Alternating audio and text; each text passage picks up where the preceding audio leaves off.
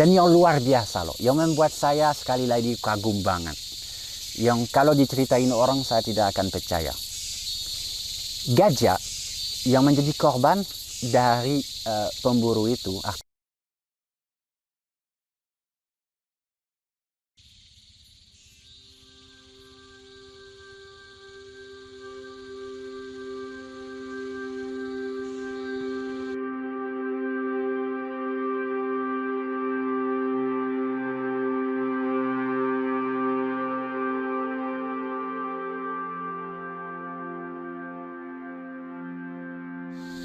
Halo semuanya, ketemu lagi dalam bahasa Indonesia dan hari ini saya pengen bahas gajah Afrika. Nah, mungkin beberapa dari kalian bertanya kenapa mesti jauh-jauh ke Afrika sedangkan di Indonesia sendiri ada gajah. Betul juga. Tetapi pada saat itu tahun 2017 kalau nggak salah 2017-2018 tetap dalam acara dokumenter yang saya harus bikin untuk TV Prancis. Di mana saya bawa tamu untuk ketemu jenis-jenis satwa yang luar biasa. Ya, salah satunya ada di Afrika bersama gajah di negara Kenya. Jadi sebenarnya saya ke Kenya 3 kali, sekali sendiri untuk survei, kemudian saya survei lagi dengan direktur filmnya dan ada juga teman saya namanya Etienne yang bantu dari segi logistik. Kemudian baru yang ketiga kalinya untuk syuting. Pertama, itu kalian mesti tahu bahwa syuting itu dengan gajah liar Afrika itu membuat saya banyak kaget. Banyak cerita andai disampaikan sama orang lain, saya sendiri yang biasa dengan satwa akan berpikir bahwa cerita itu berlebihan. Saya tidak akan percaya. Karena waktu saya ada di Afrika itu bersama gajah, saya belajar mengenal gajah liar di sana dan saya kagum begitu pinternya mereka, begitu erat hubungan dalam keluarga mereka, itu sangat menyentuh dan membuat saya itu nggak percaya yang saya lihat. Saya akan cerita semuanya. Tapi mungkin untuk memulainya, apa bedanya antara gajah Afrika dan Asia? Pasti sebagian besar dari kalian tahu bahwa gajah Asia itu telinganya lebih kecil, tapi perbedaan tidak hanya itu. Gajah Afrika lebih besar dan punggungnya itu menurun begini kayak punggung kuda, sedangkan punggung gajah Asia dia bulat ke atasnya, jadi Afrikanya ke bawah punggungnya, Asianya ke atas. Itu salah satu perbedaan. Gadingnya gajah Afrika jantan dan betina punya gading, sedangkan di Asia gajah Asia hanya jantan yang punya gading. Kemudian ujung belalai itu di Asia ada satu jari di ujung atas belalai, sedangkan di Afrika ada 2 jari, jadi dia bisa menyempit dengan lebih mudah. Itu garis besar perbedaan antara gajah Afrika dan gajah Asia. Dan kita mulai. Saya di sana ke Yayasan Sheldrick namanya, satu NGO yang luar biasa yang telah menyelamatkan ratusan bayi gajah. Karena pemburuan liar ilegal oleh poacher di sana yang membunuh gajah dewasa untuk mencuri gading masih marak sekali, dan otomatis banyak gajah-gajah yang kehilangan orang tuanya dan mereka diselamatkan oleh NGO yang namanya Sheldrick itu. Jadi saya gabung mengurus gajah-gajah kecil itu di pusat sanctuary mereka, ada di Nairobi. Nairobi itu ibu kota dari Kenya.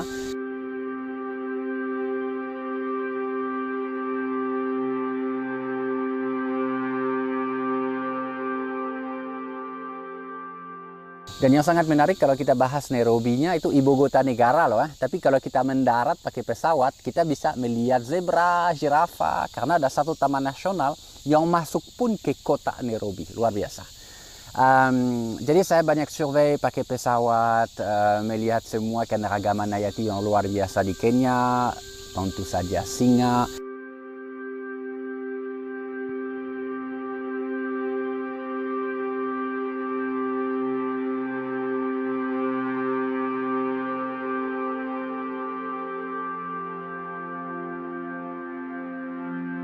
Untuk mempersiapkan syuting tersebut. Jadi saya gabung dengan Yayasan Sheldrick mengurus bayi-bayi gajah Kemudian saya lobby ke pemerintah di sana yang ngurus Taman Nasional untuk bisa jalan kaki. Saya tidak mau antar tamu dalam syutingannya selalu di mobil. Kan biasanya di Afrika safari pakai mobil. Karena takut adanya singa dan bahaya-bahaya lainnya. Saya mau jalan kaki. Walaupun bahaya jauh lebih tinggi, resikonya jauh lebih tinggi, saya mau merasa alam Afrika bersama tamu saya. Pada saat kita merasa rentan, gampang saja kita bisa diserang sama macam-macam predator, otomatis kita akan lebih menghargai alam. Jadi prosesnya begitu panjang untuk nego dengan pemerintah di sana. Di ujungnya disetujui, tapi selalu harus ada minimal 2 jagawana yang bersenjata lengkap otomatis bersama kami. Bukan untuk tambak binatang kalau ada apa-apa, tapi untuk tambak ke atas, untuk suaranya membuat mereka tidak jadi menyerang kita. Jadi pengalaman ada bersama gajah dewasa besar yang saya datangin untuk syuting, untuk juga belajar sampai sedekat apa sih gajah liarnya akan terima kami pada saat syuting nanti gitu. Dan beberapa kali harus lari memang karena gajahnya itu sebenarnya nggak benar-benar menyerang, dia langsung kejar kita untuk ngusir. Dan itu harus ini tanda pertama lo itu nggak welcome, jadi harus menjauh. Dan kita harus dengar itu karena yang berikutnya dia tidak akan stopnya. Jadi ada beberapa kali memang kita harus lari. Dan saya melihat sekali itu sampai 70 gajah liar di alam di sana. Jadi saya di Taman Nasional Tsavo di selatan Nairobi. Itu bisa dilihat di foto dan video. Itu tempat savana, ada juga vegetasi rendah yang sangat luas sekali. Sangat liar, sangat-sangat cantik, dan apalagi kita gunakan helikopter untuk melihat semuanya, ikutin kelompok gajah.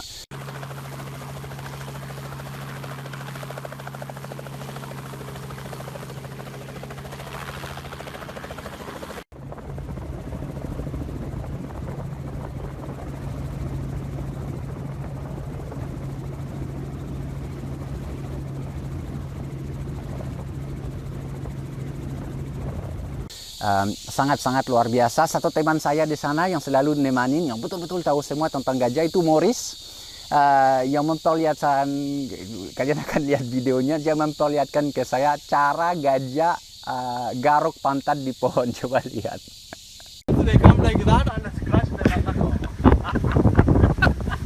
Jadi memang banyak tertawa sama Morris dan juga teman-teman lainnya, jagawana yang di sana harus tahu bahwa mereka itu mempertaruhkan nyawa mereka dengan perang sama pemburu liar yang juga bersenjata lengkap. Jadi itu benar-benar pahlawan semua. Saya sangat hargai mereka dan sangat kagum juga dengan komitmen mereka demi menjaga gajah di sana. Jadi ini sekarang ke inti cerita yang saya bilang tadi, yang membuat saya itu kagum sama gajah. Ada beberapa cerita. Pertama, dari Nairobi, kami membawa beberapa ekor, 4 kalau nggak salah, 4 ekor gajah pakai truk. Truknya sampai rusak pun di tengah jalan. Itu ada videonya dengan masyarakat karena mesinnya rusak.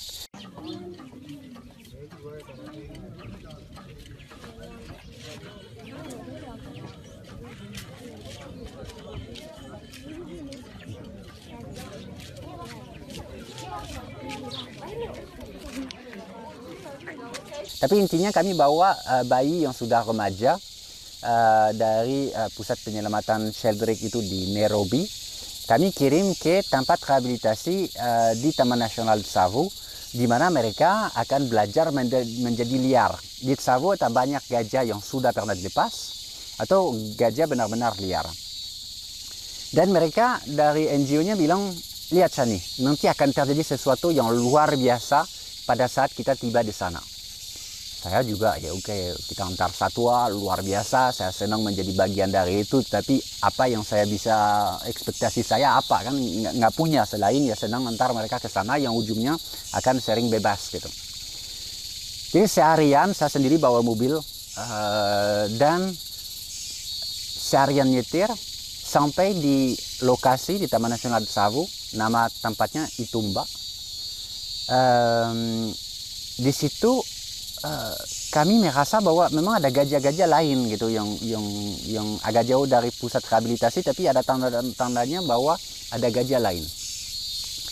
Truk yang sangat besar itu stop, kita turunin 4 gajah kecil itu, dan mulai di situ ada yang lain, gajah yang direhabilitasi yang lain yang mulai bersuara menyambut gajah-gajah yang baru datang. Itu manis sekali, tapi tidak ada yang luar biasa kan. Mungkin gajah-gajah di situ kan senang melihat kawannya yang mungkin satu tempat sebelumnya di Nairobi ketemu lagi di situ.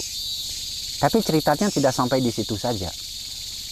Dalam beberapa menit dan beberapa jam, gajah seluruh daerah utara Taman Nasional Tsavo, percaya atau tidak, menyambut kedatangan gajah baru ini.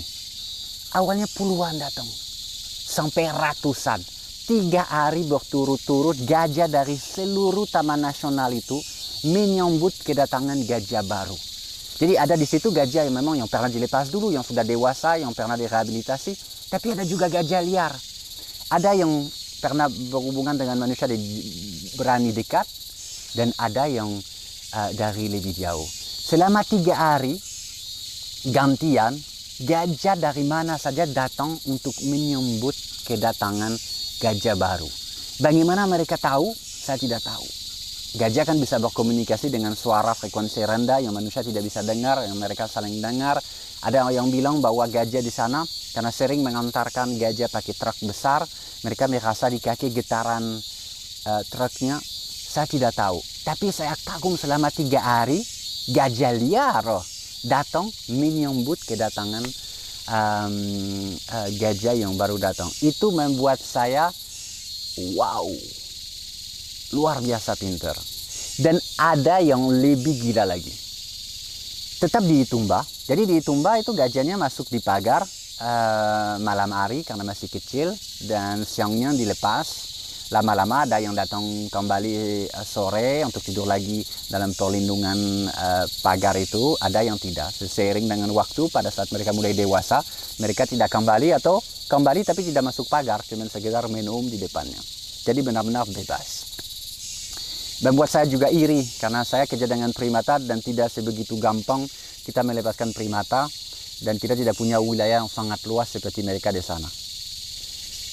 Taman Nasional itu dilindungi oleh pemerintah, oleh Sheldrick itu sendiri yang melakukan patroli. Tetapi masalahnya tetap aja ada daerah yang tidak dilindungi NGO itu di bagian selatan.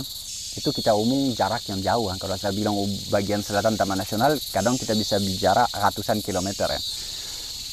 Di sana sayangnya masih ada kelompok-kelompok yang memburu secara ilegal gajah untuk gadingnya untuk dijual. Itu kebanyakan untuk danain kegiatan teroris di negara tetangga Kenya, itu di Somalia. Jadi harus diingat kaitan antara perdagangan satwa liar, gading, dan terorisme itu ikatannya apalagi di Afrika itu sangat erat. Jadi artinya di Taman Nasional Tsavo itu masih ada gajah yang menjadi korban dari pemburu.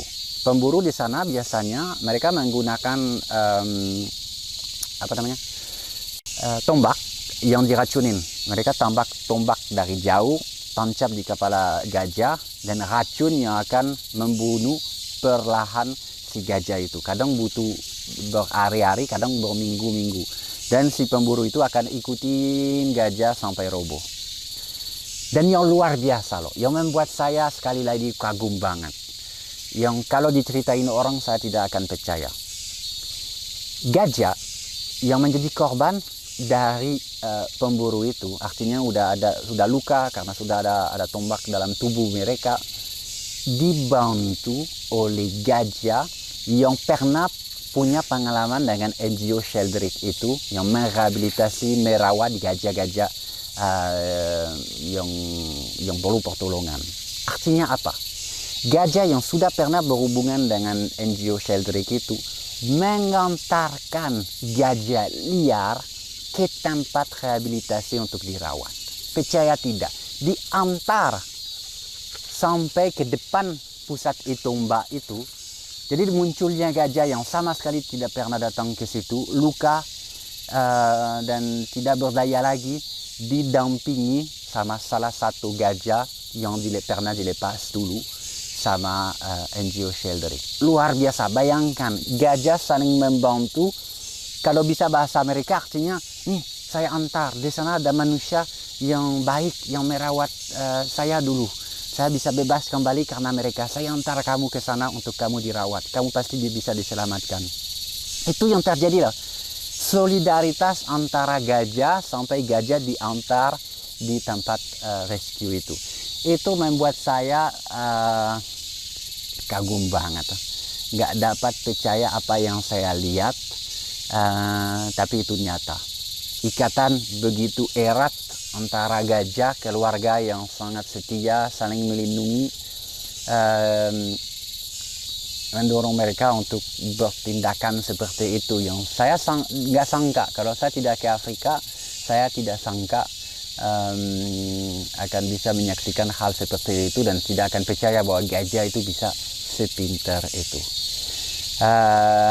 Jadi itulah pengalaman saya dengan gajah di Kenya yang paling membekas buat saya selain di hadapan alam liar Afrika yang begitu luar biasa. Dan satu pengalaman juga karena sekali lagi saya cerita tadi yang dalam acara televisi itu saya bawa artis namanya Muriel Robin yang pernah bantu saya juga pun dulu untuk bangun Kalawet. Saya bawa dia di alam liar. Jadi saya mau jalan kaki. Tapi ada singa kan, ada pun beberapa gambar singa yang kalian lihat kan. Jadi itu lumayan berbahaya kan. Dan lebih lagi, saya nego agar bisa tidur di savana. Dan bukan tidur di lodge yang bagus kan seperti yang kita lihat di TV. Tapi di amok. Ujungnya dapat izin. Asal kita ditemanin sama jagawana yang bersenjata itu tadi. Jadi tidur di amok. Dan di sebelah itu ada sungai kecil, dalam sungai ada buaya jelas, tapi ada juga kuda Nil. Malam-malam dengar suara kuda Nil itu sesuatu yang istimewa sekali, nggak pakai atap, cuma pakai amuk aja. Dan saya ingat jam sekitar 3:30 pagi bunyi ternyata ada singa di seberang sungai yang lagi minum. Dan itu jagawannya langsung keluar, mereka tidur di tenda, langsung keluar siapin senjata, sekali lagi untuk tambah ke atas ya, andai mereka mau ganggu tapi sama sekali tidak ganggu. Dan disitulah saya merasa benar-benar alam savana di Afrika. Saya pernah di negara lain di Afrika, tapi savana itu masuk dalam darah saya istilahnya itu pada saat pengalaman-pengalaman seperti itu, dimana kita merasa menyatu. Tidur di amak, merasa angin di muka, dengar singa yang lagi minum dan bunyi di pinggir sungai, kuda Nil juga. Itu membuat pengalaman yang sangat luar biasa. Dan senang melihat bahwa di atas bukit di sana di Tsavo itu bisa melihat begitu luas savananya, yang khusus di Tsavo itu ada vegetasi sedikit rendah itu, di mana manusianya harus waspada. Karena alam liar sekali. Di sana sendiri jalan kaki berhadapan dengan leopard, dengan singa, dan semua gajah juga yang bisa menyerang. Itu membuat saya senang. Di mana masih ada beberapa tempat di dunia di mana manusianya itu tidak bisa seenaknya. Itu yang saya suka. Jadi itu pengalaman saya di Kenya bersama gajah, sedikit cerita, sedikit ilmu. Saya tidak banyak pengalaman di Asia sama gajah. Saya pernah lihat gajah di alam, tapi yang di Afrika itu membekas sekali, dan saya pengen banget nge-share pengalaman itu dengan kalian semua, dengan yayasan Sheldrick yang terkenal sekali ya, artis-artis dari Amerika sana itu sering ke sana. Tapi mereka melakukan satu pekerjaan yang luar biasa. Inilah cerita saya tentang gajah di Kenya. Terima kasih banyak. Seperti biasa kita ketemu lagi kapan ya? Kita ketemu hari Kamis depan dalam bahasa Indonesia. Thank you. Bye-bye.